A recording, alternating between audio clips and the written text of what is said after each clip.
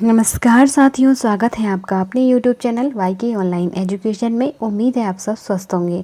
दोस्तों, आपने आज का थंबनेल देख ही लिया होगा कि आज हम कौन सा टॉपिक पर चर्चा करने वाले हैं।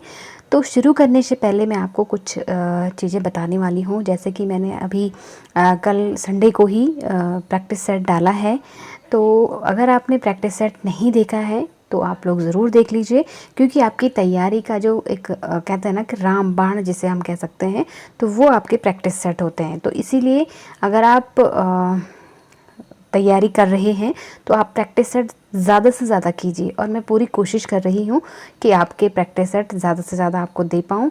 जितना भी मुझे समय मिलता है मैं आपकी प्रैक्टिस सेट तैयार कर रही हूँ, और अभी तो मैं केवल संडे को ही अपलोड कर पाती हूँ। तो आप लोग बने रहिए चैनल पे। यदि आपने अभी तक चैनल सब्सक्राइब नहीं किया है तो कर लीजिए, बेल आइकन प्रेस कीजिए, ताकि जब भी वीडियोस जाएं चैनल पर आपको सबसे पहले अपडेट्स मिल जाए। तो चलिए शुरू करते हैं आज का ये सेशन। आज हम पढ़ेंगे काव्य के भेद। आप में से बहुत सारे लोगों के कमेंट्स आ रहे थे कि मैम प्रबंध काव्य, मुक्तक काव्य क्या होते हैं, इन पर आप वीडियो बना दीजिए। तो काफ़ी लंबे समय से मैं देख रही थी, ये कमेंट बार बार आ रहा था, तो मैंने इसी को देखते हुए ये वीडियो शुरू कर रही हूँ। तो चलिए शुरू करते हैं। काव्य के भेद की अगर हम चर्चा करें तो काफ़ी अच्छा आपने टॉपिक बताए हैं। तो इसमें हम देखते हैं कि काव्य के जो भेद हैं, एक तो प्रबंध काव्य है और दूसरा उसका भेद होता है मुक्तक। तो आपके पास इस तरह से पूछा जाए तो उसके बेसिकली दो भेद आप बताएंगे, प्रबंध काव्य और मुक्तक काव्य। ठीक है, तो देखिए इसके बाद जो प्रबंध काव्य है उसके भी दो पार्ट हैं। अब देखो, मैं चाहती तो आपसे केवल इस तरह से पढ़ा सकती थी, प्रबंध काव्य उसकी परिभाषा, फिर मुक्तक काव्य उसकी परिभाषा, लेकिन मैंने यहाँ पे एक डायग्राम बनाया है। इसलिए बनाया है ताकि आपको अच्छे से याद हो जाए, अच्छे से समझ में आ जाए। ठीक है, तो आप इसको कॉपी पेन लेकर के इसको ऐसे ही बनाइएगा। तो देखिए, प्रबंध काव्य के भी दो भेद हैं, एक तो महाकाव्य है और दूसरा खंड काव्य है। ठीक, चलिए अब हम थोड़ा सा प्रबंध काव्य और मुक्तक काव्य को जान लेते हैं। देखिए, जो प्रबंध काव्य है, प्रबंध काव्य में अनेक छंद किसी एक कथा सूत्र या कथा वस्तु में पिरोए हुए रहते हैं। तो काव्य का मतलब तो आप समझ रहे होंगे ना कि कविता से इसका संबंध है। काव्य या कविता एक ही चीज़ है ना। तो प्रबंध का मतलब बेसिकली अगर हम प्रबंध शब्द का अर्थ देखें तो प्रबंध का मतलब होता है बड़ा या विस्तृत। ठीक है, तो यहाँ पे मतलब ऐसा काव्य जो कि अनेक छंदों में किसी एक कथा सूत्र या कथा वस्तु में पिरोए रहते हैं। ठीक है, अनेक छंद रहते हैं इसमें। छंदों के क्रम को बदला नहीं जा सकता। इसमें जो छंदों का क्रम होगा उसे हम बदल नहीं सकते, यानी कि क्रमानुसार छंद आते हैं। प्रबंध काव्य विस्तृत होता है। इसमें उसमें जीवन की विभिन्न झांकियाँ रहती है। मैंने कहा ना, प्रबंध का मतलब ही होता है विस्तृत या बड़ा काव्य। तो इसमें जीवन की, यानी कि जिस व्यक्ति के जीवन को लेकर के वो लिखा गया है, उसमें उसके जीवन की विभिन्न झांकियाँ होंगी। आपको उसके जीवन का क्रमबद्ध क्रमानुसार वर्णन मिलेगा और उसके जीवन की अनेक प्रकार की आपको चीज़ें देखने को मिलेंगी। ठीक है, इसमें किसी व्यक्ति के जीवन चरित्र का वर्णन होता है। यानी कि प्रबंध काव्य का मतलब क्या है कि किसी व्यक्ति, जिस व्यक्ति के उस रचना में जिक्र हुआ है, जो उसका मुख्य नायक है, उसके जीवन की शुरू से लेकर के अंत तक की जो घटनाएं होंगी वो क्रमानुसार उसमें होंगी। ठीक है, अब यहाँ पे दूसरा है मुक्तक काव्य। मुक्तक काव्य में प्रत्येक छंद अपने आप में स्वतंत्र और पूर्ण रहता है। यहाँ पे आप देख पा रहे होंगे कि कोई मतलब छंद क्या है, एक दूसरे से जुड़ा हुआ नहीं होता है। ठीक है, मतलब किसी भी छंद को हम स्वतंत्र रूप से उसका कहीं पर भी प्रयोग कर सकते हैं। इसमें पूर्वापर संबंध, आगे पीछे संबंध नहीं रहता है। यानी कि कोई कथा, जैसे प्रबंध काव्य में क्या है, जैसे मान लो कोई कथा है, मान लो उसके जीवन से शुरू हुई और फिर उसके जीवन के जैसे जैसे उसके जीवन में घटनाएं घटती गई, आगे बढ़ता गया, तो वो पूरा क्या होता गया, आगे बढ़ता गया। और वो कथा जो है, क्रम जो उसका है, वो कहीं भी ब्रेक नहीं होता, यानी टूटता नहीं है। तो क्रमानुसार, चाहे अध्यायों में है वो विभक्त या छंदों में विभक्त है। ठीक है, तो उसके जो पहला अध्याय मान लो उसके जीवन क्रम से संबंधित है, तो अगले अध्याय में उसके वहाँ से आगे की घटनाएं होंगी। तो इस तरह से जो क्रम होगा वो कहीं टूटेगा नहीं। कथा जो है वो शुरू से लेके अंत तक चलेगी। लेकिन जो मुक्तक काव्य है, इसमें ऐसा नहीं है। आप मतलब शुरू का छंद छंद भी कहीं पे पढ़ना हो तो यहाँ से भी उठा सकते हैं और यहाँ से भी, यानी कि कथा का कोई वैसा क्रम इसमें नहीं होता है। ठीक है, तो अब हम आगे बढ़ते हैं। देखिए, इसमें पूर्वापर संबंध, आगे पीछे संबंध नहीं रहता है, अतः छंदों या गीतों का क्रम बदल देने पर भाव स्पष्ट करने में असुविधा नहीं होती है। यानी कि छंदों या गीतों का क्रम अगर हम आगे पीछे भी करते हैं तो वो इससे कोई फ़र्क नहीं पड़ता है उसमें, जबकि यहाँ आप ऐसा करेंगे तो बिल्कुल जाहिर सी बात है उसमें फ़र्क पड़ता है। ठीक है, सामान्यतः इसके अंतर्गत गीत, कविता, दोहा, पद आदि आते हैं। सूर, मीरा, बिहारी, रहीम जैसे कवियों के गेय पद मुक्तक काव्य के उदाहरण हैं। तो ये बात आपको विशेष रूप से ध्यान रखना। जैसे कबीर दास के हम दोहे पढ़ते हैं ना, तो जैसे कोई दोहा हमने पढ़ लिया तो ऐसा नहीं है कि वो किसी के जीवन पर आधारित होगा, वो एक ज्ञानवर्धक है, एक संदेश के रूप में उन्होंने लिखा है। तो कोई सा भी छंद, कोई सा भी पद जो है उनका है, कोई सा भी दोहा है, हम किसी भी समय उसको समय के अनुसार या स्थिति के अनुसार, परिस्थिति के अनुसार पढ़ देते हैं या बोल देते हैं। ठीक है, तो उसका एक दोहे का दूसरे दोहे से वैसा कोई संबंध नहीं होता है, स्वतंत्र होते हैं अपने आप में। ठीक है, और वैसे ही अन्य लोग भी हैं, सूर, मीरा, बिहारी, जैसे बिहारी सतसई तो पूरा दोहा छंद में लिखा गया है, तो क्या है, वो भी एक मुक्तक रचना है। ठीक है, तो ऐसे आप ध्यान रखेंगे। तो ये हमने पढ़ा मुक्तक काव्य। अब इसके बाद हमने क्या कहा था कि जो प्रबंध काव्य है उसके भी दो भेद हैं। तो प्रबंध काव्य के दो भेद कौन कौन से हैं? एक तो है महाकाव्य और दूसरा है खंड काव्य। इसके प्रबंध काव्य के दो उपभेद हैं, अब इसको हमें समझना है। ठीक है, तो अब देखिए महाकाव्य की बात करते हैं सबसे पहले। तो महाकाव्य में जीवन अथवा घटना विशेष का सांगोपांग विभिन्न अंगों का पूर्ण चित्रण होता है। वृहद काव्य होने के कारण ही इसे महाकाव्य कहा जाता है। महाकाव्य के प्रमुख लक्षण इस प्रकार से हैं, तो यहाँ पे आप ध्यान रखेंगे, फिर से पढ़ रही हूँ। महाकाव्य में जीवन अथवा घटना विशेष का सांगोपांग विभिन्न अंगों का पूर्ण चित्रण होता है। देखिए, महाकाव्य और प्रबंध काव्य की जो विशेषताएं हैं ना, वो लगभग सेम है। प्रबंध काव्य, महाकाव्य जो है प्रबंध काव्य भी हो सकता है। ठीक है, या प्रबंध काव्य महाकाव्य हो सकता है।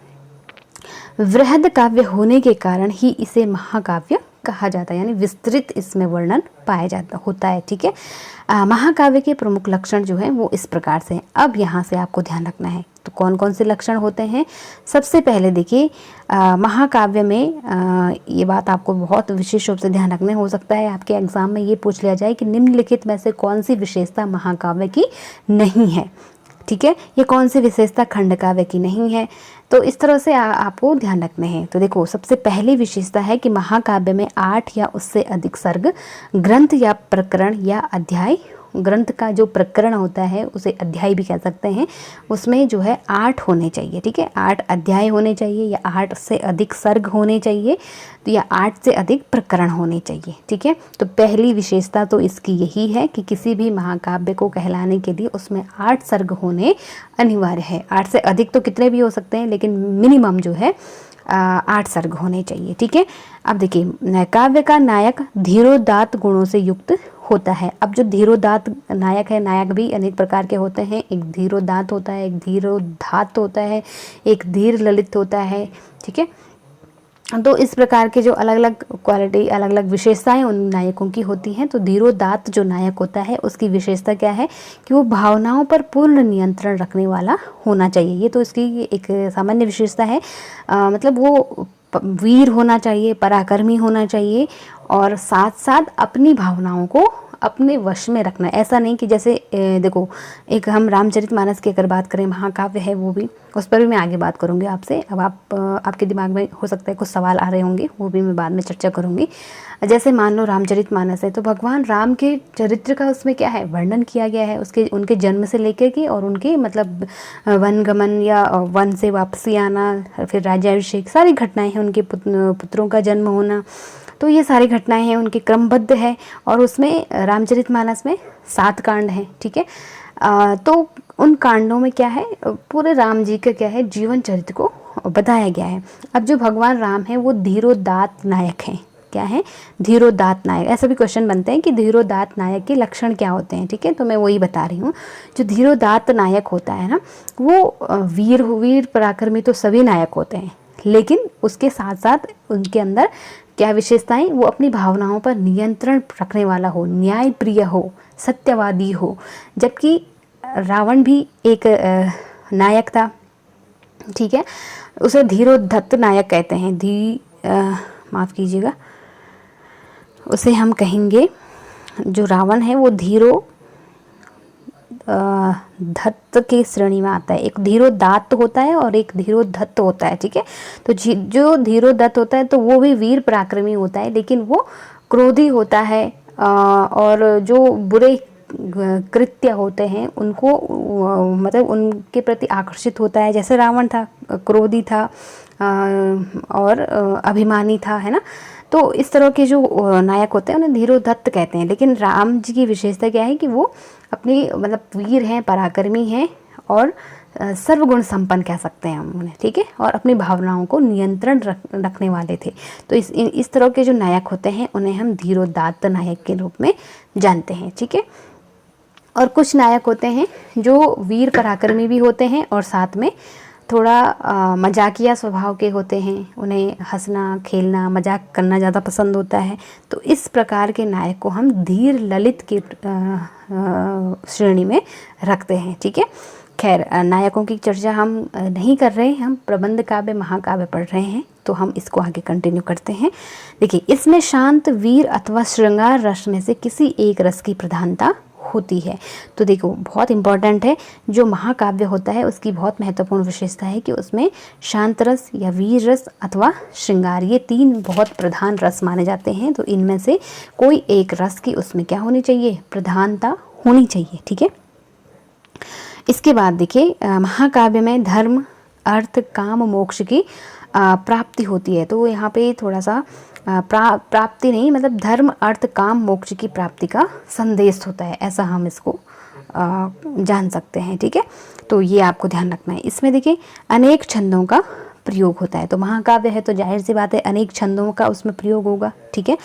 तो ये हो गया। अब देखिए, कुछ महाकाव्यों के मैं आपको उदाहरण बता देती हूँ कि वो महाकाव्य हम किस रचना को महाकाव्य की श्रेणी में रखेंगे। तो बहुत फेमस कुछ रचनाएं हैं और बहुत इम्पॉर्टेंट भी हैं। आपसे पूछा जाएगा कि निम्नलिखित में से कौन सी रचना महाकाव्य है या कौन सी खंड काव्य है, ठीक है। तो देखो, पृथ्वीराज रासो, पद्मावत, रामचरितमानस, साकेत, कामायनी आदि। रामचरितमानस में 7 सर्ग या 7 कांड होने पर भी इसे महाकाव्य के अंतर्गत रखा गया है। अब मैं जब आपसे पहले इसके बारे में जिक्र कर रही थी तो मैं समझ रही थी कि आप में से कईयों के दिमाग में ये क्वेश्चन आया होगा कि रामचरितमानस में तो 7 कांड हैं, जबकि हम इस महाकाव्य की विशेषता के अंदर पढ़ रहे हैं कि उसमें 8 कांड होने ज़रूरी हैं। तो रामचरितमानस को इसके अंदर क्यों रखा गया होगा? तो मैं आपको बता देती हूँ। रामचरितमानस में भले ही 7 कांड हैं, एक कांड कम है, लेकिन महाकाव्य के अन्य जितने भी लक्षण हैं वो सारे उसमें मौजूद हैं। उसका नायक जो है वो धीरोदात्त है, भगवान राम।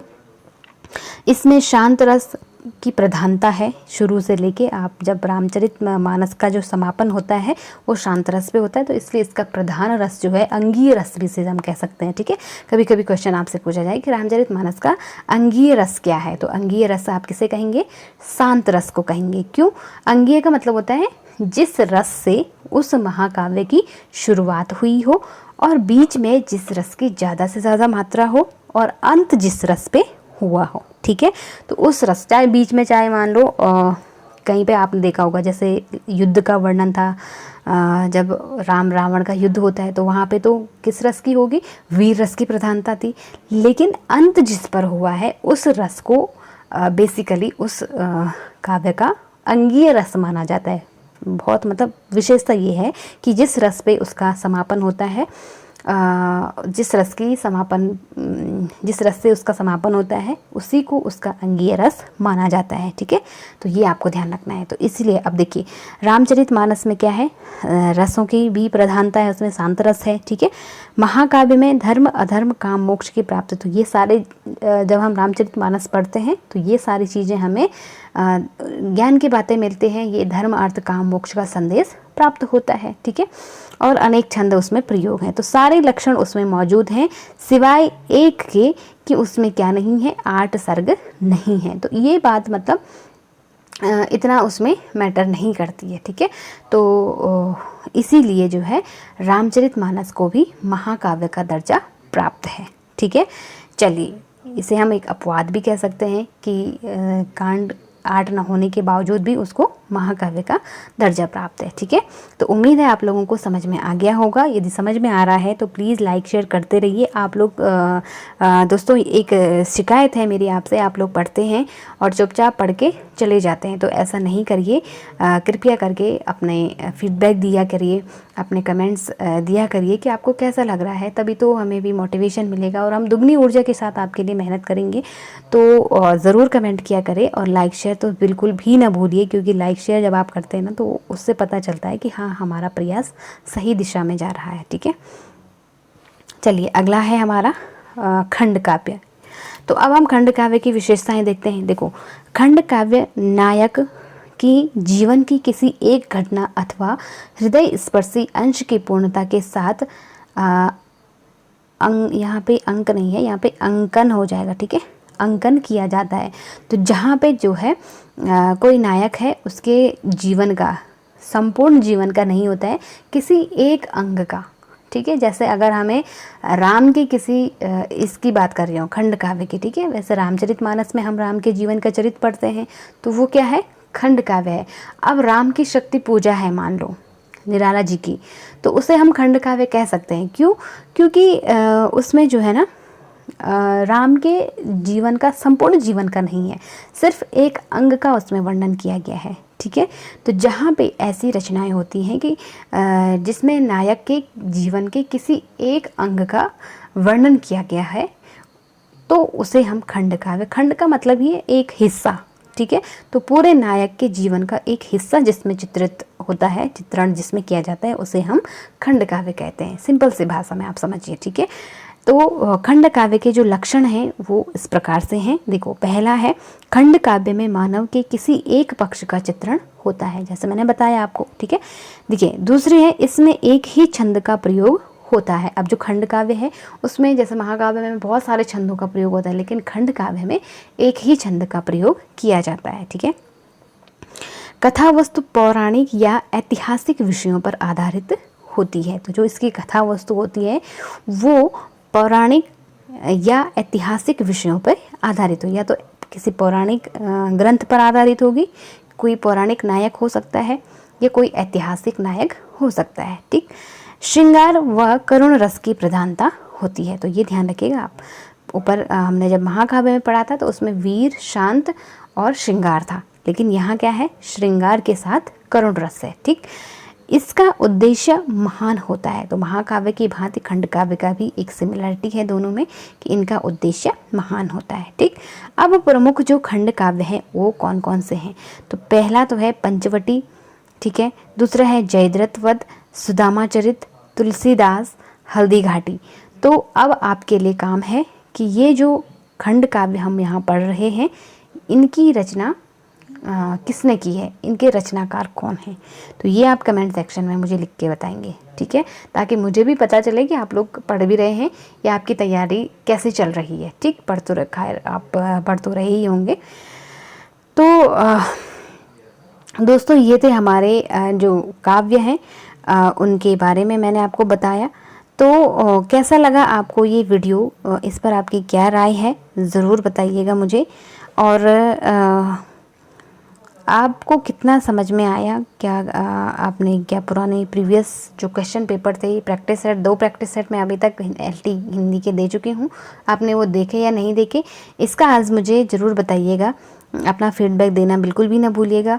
और यहाँ से मैंने आपको 2 प्रश्न दे रही हूँ। एक तो आप जो महाकाव्य हैं जो मैंने यहाँ दिए हुए हैं, पृथ्वीराज रासो, पद्मावत, रामचरितमानस, साकेत आदि, तो इनको आप जो महाकाव्य हैं उनके आप लिखेंगे पृथ्वीराज रासो की रचना किसने की, रचनाकार के नाम, उसमें कितने अध्याय या सर्ग हैं, ठीक है, क्या वो अध्यायों में है, क्या वो सर्गों में है या खंडों में है, ये आप मुझे बताएंगे। जैसे पद्मावत है, पद्मावत के रचनाकार, कितने सर्ग हैं या काव्य खंड क्या है, खंड काव्य तो नहीं है, महाकाव्य है, ठीक है। रामचरितमानस जैसे मैंने बताया तुलसीदास जी का है और 7 कांड हैं। वैसे ही साकेत मैथिली शरण गुप्त का है ना, उसमें 12 अध्याय हैं, ठीक है, सर्ग हैं, सॉरी अध्याय नहीं है, सर्ग हैं। और कामायनी है, 15 सर्ग है, जो कि जयशंकर प्रसाद जी के द्वारा लिखा गया था। 15 सर्ग, चिंता, आशा, काम, वासना, लज्जा, ये जो सारे जो हैं 15 सर्ग हैं, ठीक है। तो ये सारे नाम आप मुझे बताएंगे। तो चलिए आज का वीडियो इतना ही है। उम्मीद है आप लोगों ने नोट्स बनाया होगा और अपना फीडबैक देना बिल्कुल ना भूलिएगा। लाइक शेयर करते रहिए और पढ़ते रहिए। मिलते हैं किसी अगले टॉपिक में। अगला टॉपिक आपको शीघ्र अभिधा जो शब्द शक्ति है, अभिधा व्यंजना लक्षणा, उसके ऊपर मैं सोच रही हूँ बनाने की। तो आप लोगों को आपकी इस पर क्या राय है वो मुझे ज़रूर बताइएगा और आपके मन में कौन सा टॉपिक चल रहा है वो भी बताइएगा। मिलते हैं किसी अगले टॉपिक में अगले वीडियो के साथ। तब तक के लिए आप लोग पढ़ते रहें, अपना और अपनों का ध्यान रखें। नमस्कार।